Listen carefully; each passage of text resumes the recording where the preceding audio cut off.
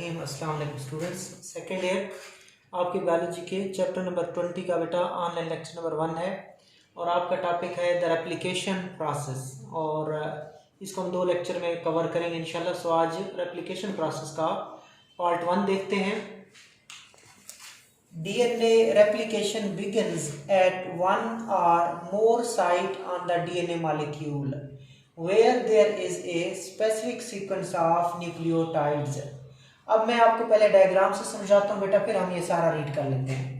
तो ये डीएनए के 2 स्ट्रैंड्स हैं, ये डीएनए के 2 स्ट्रैंड्स हैं, DNA strands, DNA double helix. आपको पता है कि डीएनए 2 स्ट्रैंड्स पर मुश्तमिल होता है, ठीक हो गया। तो सबसे पहले क्या होगा, ये जो जगह है ये 2 डीएनए के स्ट्रैंड, अब अगली डायग्राम तब वो दोनों डीएनए के स्ट्रैंड इकट्ठे थे, अब यहाँ से वो क्या होने लगे हैं, 2 स्ट्रैंड्स एक दूसरे से अलग होने लगे हैं। तो इस जगह को बोलते हैं रेप्लिकेशन ओरिजिन, यानी कि यहाँ पे रेप्लिकेशन क्या होगी बच्चों, स्टार्ट होगी। तो रेप्लिकेशन का ओरिजिन क्या होगा, ये वाली जगह होगी। और एक से ज़्यादा जगह भी हो सकती हैं, इसलिए उसने कहा कि डीएनए रेप्लिकेशन का अमल एक जगह पे भी हो सकता है, एक से ज़्यादा जगह पे भी हो सकता है। लाइक इधर भी रेप्लिकेशन इस तरह हो सकती है, इधर भी हो सकती है। तो ये क्या हो रहा है, रेप्लिकेशन का ओरिजिन हो रहा है, यहाँ पे एक जगह दिखाई गई है। फिर क्या हुआ, जो धागा अलग हुआ, ये अगर हम बात करें, ये जो रेड है बच्चों, ये जो नया धागा है ये न्यू स्ट्रैंड्स कहलाते हैं। ये वाला ठीक हो गया बच्चों, और ये वाला ये न्यू स्ट्रैंड्स हैं, ठीक हो गया। तो इनको क्या बोलते हैं, नए धागे, और दोबारा डीएनए डबल हो चुका है, ठीक है। तो ये वाले जो स्ट्रैंड्स हैं, पहले वाले ग्रीन वाले, ये टेम्पलेट स्ट्रैंड्स हैं, क्योंकि आपने पिछले लेक्चर्स में पढ़ा है कि सबसे पहले डीएनए क्या करता है, अनजिप होता है बच्चों, अपने बल खोलता है और 2 धागे अलग अलग हो जाते हैं, और दोनों धागे किसका काम करते हैं, टेम्पलेट का काम करते हैं, एक मॉडल का काम करते हैं, एक मोल्ड का काम करते हैं, और उसी धागे के साथ एक नया धागा बन जाता है। और आपने पढ़ा कि एक धागा कंजर्व रहता है, पुराना रहता है, और एक धागा नया आ जाता है। तो कौन सा मॉडल होता है डीएनए के रेप्लिकेशन का, semi conservative model, semi conservative model. 1 strand is old, another 1 strand is new.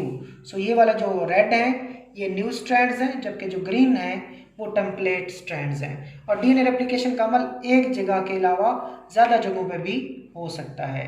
देखें, DNA replication begins at one or more site on DNA molecule के DNA, इधर देखें, DNA रेप्लिकेशन का अमल एक जगह पे भी हो सकता है, एक से ज़्यादा जगहों के ऊपर भी हो सकता है। यहाँ पे डायग्राम में एक जगह दिखाएगी कि DNA रेप्लिकेशन का अमल it can occur at one और it can occur at more site where there is a specific sequence of nucleotide. लेकिन शर्त क्या है, डीएनए रेप्लिकेशन का अमल वहाँ पे शुरू होगा जहाँ पे डीएनए की क्या मौजूद होगी, एक खास किस्म की सीक्वेंस मौजूद होगी, वहाँ पे डीएनए की रेप्लिकेशन का अमल हो सकता है।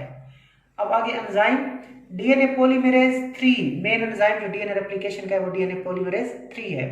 DNA polymerase 3 and other enzymes, एक डीएनए पॉलीमरेज 3 हो गया, जबकि जो दूसरे एंजाइम्स होते हैं ये मिल मिला के बिगिन ए कॉम्प्लेक्स प्रोसेस, ये एक कॉम्प्लेक्स अमल शुरू करते हैं डीएनए पॉलीमरेज 3 और दूसरे एंजाइम ये कॉम्प्लेक्स प्रोसेस को क्या करते हैं, शुरू करते हैं, that catalyses the addition of nucleotide to the growing complementarity strands of the DNA. ठीक हो गया।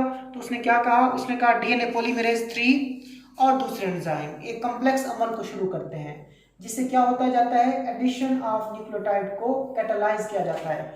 लाइक ये धागा जो अलग हुआ है, ये वाला धागा, इस धागे के साथ नई न्यूक्लियोटाइड को क्या किया जाएगा, ऐड किया जाएगा। क्या किया जाएगा, ऐड किया जाएगा। लेकिन होगा क्या, जो उसकी क्या होगी, कंप्लीमेंट होगी, कंप्लीमेंटरिटी शो करेंगी, तो इस तरह नया धागा बनता है। तो इसमें अभी तक आपने क्या सीखा, आपने कहा डीएनए रेप्लिकेशन का अमल एक जगह या एक से ज़्यादा जगहों पे हो सकता है, शर्त ये वहाँ पे खास किस्म की न्यूक्लियोटाइड की सीक्वेंस मौजूद होनी चाहिए। और यहाँ जो मेन एंजाइम होता है वो डीएनए पॉलीमरेज 3 है, कुछ और एंजाइम भी होते हैं वो मिल मिला के कॉम्प्लेक्स अमल को शुरू कर देते हैं, और उस उम्र में क्या होती है, जो नई न्यूक्लियोटाइड है उनके एडिशन की कैटलाइजेशन होती है, और वो जो नई न्यूक्लियोटाइड है वो किसके साथ अटैच होती है, डीएनए के कॉम्प्लीमेंट स्ट्रैंड के साथ अटैच होती जाती हैं। आगे चले, फिर होगा क्या, अब एक डीएनए था, ये वाला एक डीएनए था, उससे कितने डीएनए बन गए, 2 बन गए। एक डीएनए ये बन गया, दूसरा डीएनए ये बन गया। एक स्ट्रैंड ओल्ड रहा, दूसरा न्यू रहा, एक न्यू रहा, दूसरा ओल्ड रहा। सो एक धागे से, एक डीएनए के स्ट्रैंड से दो डीएनए के स्ट्रैंड बन गए। सो इनको बोलते हैं two daughter DNA duplexes. Two daughter DNA duplexes बन जाते हैं फ्रॉम वन डीएनए। तो ये डीएनए रेप्लिकेशन है और सेमी कंजर्वेटिव तरीका है। आगे चलें, कुछ एंजाइम का रोल देख लेते हैं। There are 3 DNA polymerases, namely DNA polymerase 1, DNA polymerase 2 and DNA polymerase 3 के 3 किस्म के डीएनए पॉलीमरेजेस होते हैं जो रेप्लिकेशन ऑफ डीएनए करवाते हैं। उसमें से एक डीएनए पॉलीमरेज 1 है, दूसरा 2 है और एक तीसरा 3 है। इन बैक्टीरिया, ये बैक्टीरिया के अंदर बात हुई है कि बैक्टीरिया के अंदर 3 डीएनए पॉलीमरेजेस होते हैं, 1, 2 एंड 3। अब 1 क्या है, क्या काम करता है? DNA polymerase 1 is relatively small enzyme that plays a supporting role in DNA replication. ये आपका एमसीक्यूज है बच्चों कि डीएनए पॉलीमरेज क्या काम करता है। सिंपल आपने कहना है कि ये स्पोल्टिंग रोल अदा करता है, ये वाला एमसीक्यूज है कि डीएनए पॉलीमरेज 3 जो होगा वो क्या करेगा? स्पोल्टिंग रोल अदा करेगा डीएनए की तकसीम में। सो डीएनए की रेप्लिकेशन में स्पोल्टिंग रोल कौन अदा करता है? डीएनए पॉलीमरेज 1 अदा करता है। आगे चले बच्चों, अब ये भी एमसीक्यूज है। The true E coli replicating enzyme is DNA polymerase 3। तो ई कोलाई जो बैक्टीरिया है बच्चों, उसका ट्रू रेप्लिकेटिंग एंजाइम कौन सा है, यानी कि जो मेन एंजाइम रेप्लिकेशन करता है डीएनए की, वो ट्रू एंजाइम कौन है? उसका नाम है डीएनए पॉलीमरेज 3। 1 का स्पोल्टिंग रोल है बच्चों, और जो डीएनए पॉलीमरेज 3 है वो true E coli replicating enzyme है। अब आगे ट्रू रेप्लिकेटिंग एंजाइम कौन है? DNA polymerase 3। एक एमसीक्यूज आगे, which is 10 times larger and far more complex in structure। तो जो डीएनए पॉलीमरेज 3 है वो 10 गुना 10 टाइम्स बड़ा है 1 से, और फार मोर कॉम्प्लेक्स इन स्ट्रक्चर, और उन 1 और 2 से स्ट्रक्चर में भी ज्यादा कॉम्प्लेक्स है। तो ये भी एमसीक्यू आ सकता है कि 10 टाइम्स ये लार्जर होता है, 3 10 टाइम्स लार्जर और ज्यादा कॉम्प्लेक्स होता है 1 और 2 के मुकाबले में। द एंजाइम, अब स्ट्रक्चर एंजाइम की, the enzyme is a dimer, यानी कि ये 2 यूनिट्स पर मुश्तमिल होता है, 2 यूनिट पर, 2 इकाइयों पर, 2 टुकड़ों पर मुश्तमिल होता है। So enzyme is a dimer and catalyses the replication of 1 DNA strand, और 2 धागों में से एक डीएनए की रेप्लिकेशन को ये करता है। तो क्या सीखा आपने अभी तक डीएनए पॉलीमरेज 3 के बारे में? डीएनए पॉलीमरेज 3 के बारे में पहली बात जो आपने सीखी कि ये ई कोलाई का ट्रू रेप्लिकेटिंग एंजाइम है, और 10 टाइम्स ये लार्जर है और फार मोर कॉम्प्लेक्स है दूसरे एंजाइम के मुकाबले में। और स्ट्रक्चर की बात करें तो ये डाइमर होता है, और उसके बाद ये क्या करता है? Catalyses the replication of 1 DNA strand, एक डीएनए के रेप्लिकेशन के जो स्ट्रैंड के रेप्लिकेशन उसको कैटालाइज करता है। DNA polymerase 3 is progressively thread. DNA polymerase 3 क्या करता है? डीएनए पॉलीमरेज जो 3 है इस ये क्या करता है? Progressively thread the DNA through enzyme complex है, यानी कि ये जो डीएनए पॉलीमरेज 3 है ये डीएनए को क्या करता जाता है? आपस में जोड़ता जाता है, न्यूक्लियोटाइड को ऐड करके उन न्यूक्लियोटाइड को थ्रेड करता जाता है, जोड़ता जाता है। सो पॉलीमरेज 3 प्रोग्रेसिवली कहते हैं आहिस्ता आहिस्ता, वो जो डीएनए पॉलीमरेज 3 है वो आहिस्ता आहिस्ता थ्रेड करता है, यानी कि मिलाता है, जोड़ता है किसको? डीएनए को थ्रू एंजाइम कॉम्प्लेक्स, मुख्तलिफ एंजाइम्स के जरिए। मुख्तलिफ और भी एंजाइम्स होते हैं, ये भी होता है, मेन ये है, बाकी भी एंजाइम्स होते हैं। तो इन एंजाइम के जरिए ये क्या करता है? डीएनए के थ्रेड्स को जोड़ता जाता है, moving at a rapid rate, और क्या करता है? तेज रफ्तारी से मूव करता है। सम, ये एमसीक्यूज है, सम 1000 न्यूक्लियोटाइड पर सेकेंड, के 1000 न्यूक्लियोटाइड जो होती हैं वो 1 सेकंड में बन जाती हैं। सो ये जो एंजाइम्स होता है तेज रफ्तारी से मूव करता है, कितनी रफ्तार? 1000 न्यूक्लियोटाइड पर सेकंड, यानी कि जो नया धागा बन रहा है वो 1 सेकंड में 1000 न्यूक्लियोटाइड उसमें बनती हैं, और बनाने वाला मेन कौन है? डीएनए पॉलीमरेज 3 है। अब इसके 2 फीचर्स हैं बच्चों, डीएनए पॉलीमरेज के कितने फीचर्स हैं? 2 फीचर्स हैं। आज हम शायद एक फीचर देखते हैं इस लेक्चर में, बाकी नेक्स्ट लेक्चर में देखेंगे। One of the feature of the DNA polymerase 3 is that it can add nucleotide only to a chain of nucleotide that is already paired with parent strands। ठीक है बच्चों, तो इसमें आपने क्या कहा? ये जो आपका डीएनए पॉलीमरेज 3 एंजाइम है मेन, ये डीएनए रेप्लिकेशन को शुरू नहीं कर सकता। डीएनए रेप्लिकेशन के प्रोसेस को ये खुद शुरू नहीं कर सकता। अमल पहले शुरू हो चुका होता है, ठीक है। उसके बाद ये पहले से जो अमल शुरू हो चुका है उसको आगे ले जाता है, खुद अमल शुरू नहीं कर सकता। तो इसकी पहली प्रॉपर्टी क्या है डीएनए पॉलीमरेज एंजाइम की, डीएनए पॉलीमरेज 3 एंजाइम की पहली प्रॉपर्टी क्या है कि ये रेप्लिकेशन के अमल को खुद शुरू नहीं करेगा, पहले से मौजूद अमल को तेज करता है। सो देखिए ये point, one of the feature of the DNA polymerase 3 is that it can add nucleotide only to a chain of nucleotide that is already paired with parent strand. ये मैं आपको डायग्राम से समझाता हूँ। बच्चों ये समझिएगा, एक एंजाइम होता है, उसका नाम है प्राइमेज। क्या बच्चों? एक एंजाइम है, उसका नाम प्राइमेज है। वो प्राइमेज एंजाइम क्या करता है, 10 न्यूक्लियोटाइड पर मुश्तमिल, कितनी, तकरीबन 10 न्यूक्लियोटाइड पर मुश्तमिल एक मॉलिक्यूल बनाता है। उस मॉलिक्यूल का नाम आरएनए प्राइमर होता है। एंजाइम का नाम है प्राइमेज। वो एंजाइम कंस्ट्रक्ट करता है, बनाता है बच्चों 10 आरएनए न्यूक्लियोटाइड का एक मॉलिक्यूल। उन 10 आरएनए की न्यूक्लियोटाइड्स के मॉलिक्यूल को हम क्या कहते हैं, आरएनए प्राइमर कहते हैं। अब ये डीएनए का अलग शुदा धागा है जिसको मैंने लिखा ओल्ड स्ट्रैंड है, और ये ओल्ड स्ट्रैंड क्या कहलाता है, टेम्पलेट स्ट्रैंड कहलाता है, ठीक है, क्योंकि वो सांचे का काम करता है। उसी के सामने नया धागा बनना है, तो ये ओल्ड स्ट्रैंड बना दिया। उसके बाद बच्चों सबसे पहले ये जो आरएनए प्राइमर है, जिसे प्राइमेज एंजाइम ने बनाया होता है, ये आके इधर लग जाता है, ये आके इधर लग जाता है, क्योंकि डीएनए पॉलीमरेज 3 एंजाइम रेप्लिकेशन करवाता यही है, लेकिन रेप्लिकेशन को शुरू नहीं करवा सकता। इसकी खासियत क्या है इसकी, कि ये रेप्लिकेशन को शुरू नहीं करवा सकता, ये इधर नहीं आ सकता।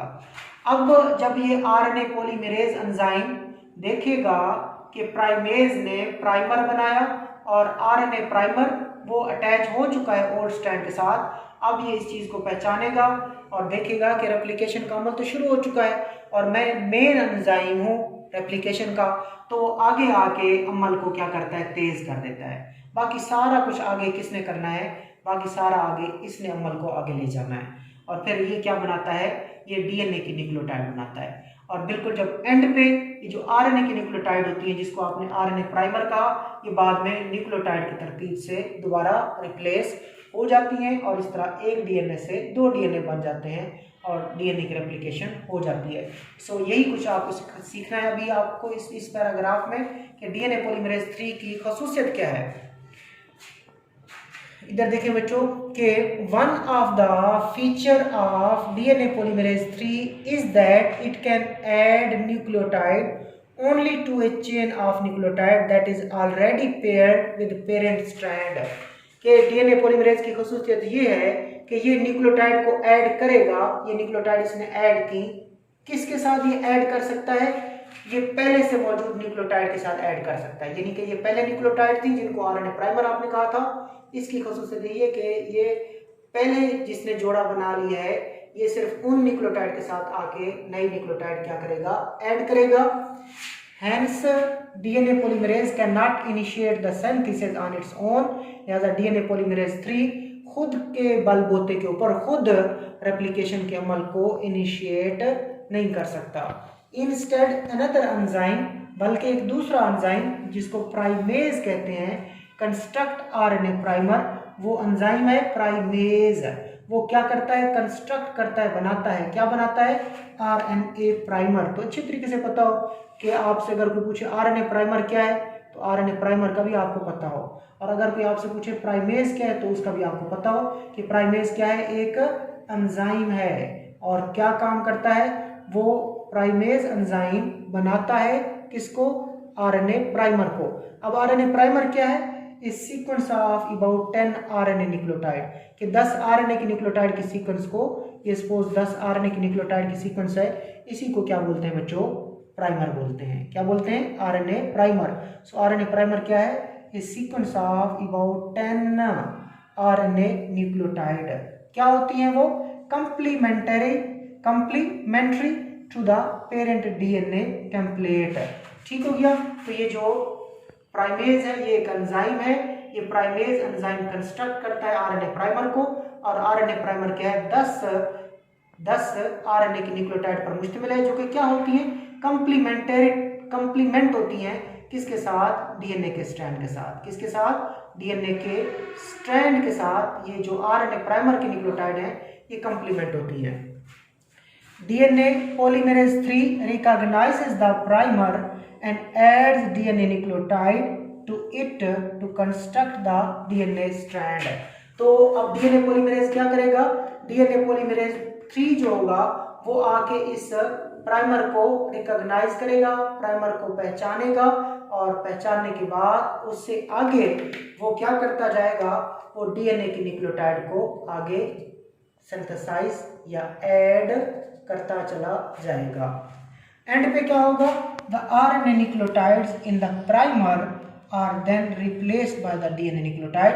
फिर उस प्राइमर में मौजूद, किसमें मौजूद बच्चों, इस प्राइमर में मौजूद, बाद में चूंकि इसने अमल को शुरू करना था इसलिए ये आया था, ठीक है, बाद में इन प्राइमर की न्यूक्लियोटाइड को किसकी न्यूक्लियोटाइड के साथ रिप्लेस कर दिया जाता है, डीएनए की न्यूक्लियोटाइड के साथ क्या किया जाता है बच्चों, रिप्लेस कर दिया जाता है। तो ये रेप्लिकेशन प्रोसेस देखा और इसका पार्ट 1 देखा। नेक्स्ट लेक्चर में हम इसे कवर करेंगे इंशाल्लाह। अल्लाह हाफिज़।